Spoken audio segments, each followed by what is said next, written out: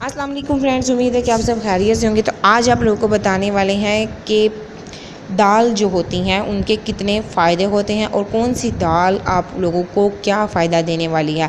अगर आप लोगों को उनमें से कोई भी प्रॉब्लम्स है तो आप लोगों ने उस दाल का इस्तेमाल अपनी ज़िंदगी में बढ़ा लेना है, तो उससे इंशाल्लाह ताला आप लोगों का जो वो मसला है वो हल हो जाएगा। तो सबसे पहले आएगी अरहर की दाल। ये दाल जो होती है ये गर्मी के जो असर होता है उसको दूर करती है। उसके बाद दूसरे नंबर पर है उर्द की दाल, खाने से गोश्त बढ़ता है। उसके बाद नंबर 3 पर है मूंग की दाल, बुखार के दौरान आराम पहुंचाती है। नंबर 4 पर है मसूर की दाल, पेट की बीमारी में फ़ायदा देती है। 5 पर है दाल चना, चने की दाल खून की रवानी को नॉर्मल रखती है। इन दालों के ये फ़ायदे हैं, आप लोग इन्हें ज़रूर इस्तेमाल